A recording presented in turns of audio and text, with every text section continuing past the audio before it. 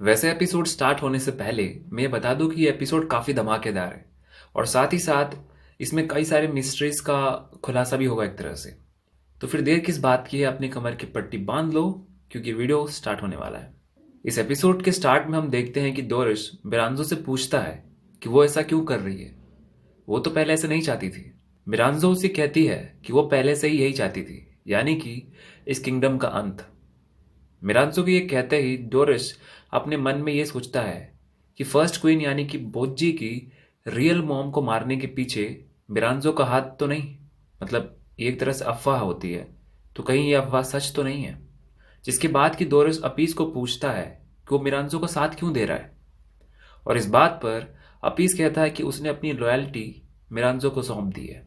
जिसके बाद कि वो मॉन्स्टर डोरिस पर अटैक करना स्टार्ट कर देते हैं और डोरिस उन्हें मार गिराता है। और डोरिस के साथ वो नाइट्स भी उन मॉन्स्टर्स को मारने में उसकी हेल्प करते हैं जो कि क्वीन के साथ आए होते हैं। वो टोटल 4 नाइट्स होते हैं, मतलब क्वीन को इतने नाइट्स मिल पाए शायद, पता नहीं। और उसका फर्स्ट नाइट का नाम होता है एन, जो कि एक फीमेल होती है। और वो कहती है कि वो मॉन्स्टर्स अभी हमारे वेपन्स के रेंज को देख रहे हैं और अभी उन्होंने पूरे पावर के साथ हम पर हमला नहीं किया है। और वो सही भी होती है, क्योंकि उसके बाद वो मॉन्स्टर्स एक साथ डोरिस पर अटैक करते हैं। पर डोरिस उन सभी को मात दे देता है, क्योंकि उसने अपने पिछली लड़ाई से उनसे लड़ने का तरीका समझ लिया था, यानी कि किस तरह से वो लड़ते हैं। डोरिस उन मॉन्स्टर्स से घिरा होता है और दूसरी ओर वो 3 नाइट्स के आगे ब्रूनेट और कॉपर हेड आ जाते हैं और वो उन लोगों के साथ लड़ने लगते हैं। और दूसरी ओर एन क्वीन को प्रोटेक्ट कर रही होती है। वो तीन उनसे लड़ रहे होते हैं, पर तभी गिगैन वहां आ जाता है और वो उन तीनों पर अटैक करके उन्हें बेहोश कर देता है। मतलब अब बस दो ही रह जाते हैं, यानी कि डोरिस और एन, क्योंकि हेलिंग तो लड़ने से रही। इसलिए डोरिस उसे वहां से भागने के लिए कहता है और वो वैसा ही करती है। और एन और डोरिस उन मॉन्स्टर्स को उसके पीछे जाने से रोकते हैं, पर हिलिंग वहां से भाग नहीं पाती क्योंकि उसके सामने ओकेन आ जाता है और वो क्वीन को इंजर्ड कर देता है। पर क्वीन हिलिंग खुद को ठीक कर लेती है अपनी हिलिंग पावर से। और उसी वक्त डोरिस थोड़ा डिस्ट्रैक्ट हो जाता है और उसी का फायदा उठाकर गिगैन उस पर अटैक कर देता है और वो उसे मार मार कर उसे बेहोश कर देता है। एन क्वीन को बचाने की कोशिश करती है, पर उसके अटैक्स का ओकेन पर कोई भी असर नहीं होता। मतलब होता है, पर वो वापस से पता नहीं कैसे खुद को रिपेयर कर लेता है और वो एन का गला काट देता है। क्वीन उस पर होली लाइट करके एक अटैक करती है, जिससे कि ओकेन वहां से भागने लगता है। पर हिलिंग को कुछ समझ में नहीं आता कि आखिरकार वो इस अटैक से भागा क्यों, क्योंकि यह अटैक बस उसे चकमा देने के लिए था। पर वो कुछ भी करके एन को हील करती है और वो सभी मॉन्स्टर्स उसे घेर लेते हैं और क्वीन को बचाने वाला अब कोई भी नहीं होता है और वो क्वीन पर अटैक करते हैं। वीडियो को बीच में रोकने के लिए माफ करना, पर यह बोलना भी जरूरी था। तो अगर आपको ये वीडियो और मेरा एक्सप्लेनेशन दोनों अच्छा लग रहा है तो प्लीज चैनल को सब्सक्राइब करो, ताकि इसी तरह के और भी एनिमेस को एंजॉय कर सको। Thank you. बस इतना ही था। अब कंटिन्यू करते हैं वीडियो। सीन चेंज होता है और हम लोग देखते हैं बोज्जी और वो सभी सोल्जर्स अब कैसल में पहुंचने ही वाले होते हैं। और दूसरी ओर डोमैस और हाकुरो वहां कैसल के नीचे जा रहे होते हैं उस गेट को बंद करने के लिए।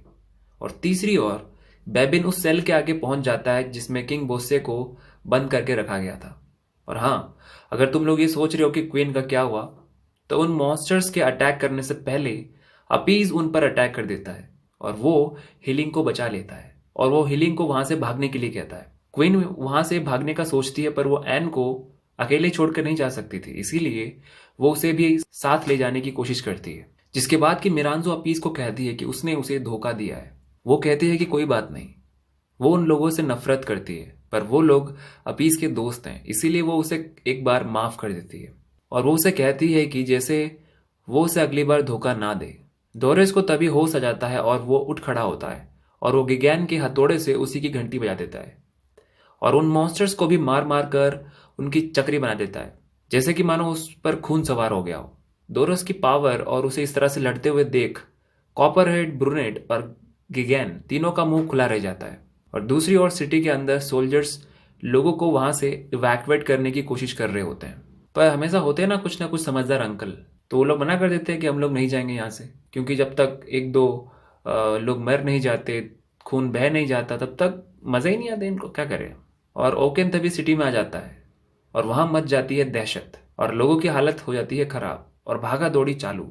और वो सोल्जर्स भी ओकेन के आगे ऑब्वियसली नहीं टिक पाते और दूसरी ओर डोरिस भी वहां उन मॉन्स्टर्स का सामना नहीं कर पाता है क्योंकि उनकी तादाद बहुत ज्यादा होती है। मिरांजो एपिस को वहां से वापस कैसल चलने के लिए कहती है क्योंकि कोई कैसल के अंदर घुस आया है और वो उसे कहती है कि अब ये दोनों यानी कि हेलिंग और डोरिस यहीं पर मारे जाएंगे। वो अपीस को कहती है कि वो किंग बोस्से के ड्रीम को पूरा करने में उसकी हेल्प कर रही है और उसकी फैमिली इसके बीच में आ रही है, इसीलिए उसे उन्हें रास्ते से हटाना होगा। और तभी हम एक फ्लैशबैक देखते हैं जिसमें कि मिरांजो बोस्से को कहती है कि उसे एक और चाइल्ड कर लेना चाहिए क्योंकि ऐसा करने से वो खुद को जल्दी मरने से बचा पाएगा।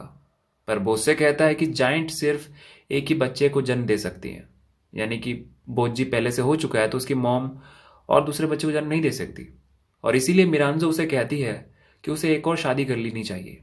और मे बी बोस्से ने इसलिए हीलिंग को अपना ट्विन बनाया होता है। जिसके बाद कि हम प्रेजेंट में आते हैं और मिरांजो और अपीज वहां से चले जाते हैं।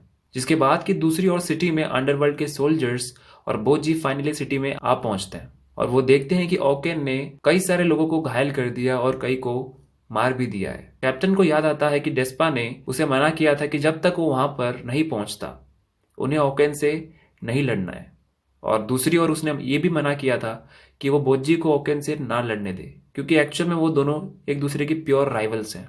पर जो कि वो लोग आमने सामने हैं, कैप्टन कहता है कि वो ओकेन का सामना करेगा और वो बोज्जी को कहता है कि वो कैसल की तरफ जाए और वो हीलिंग को प्रोटेक्ट करे। बोज्जी और कागे वैसा ही करते हैं।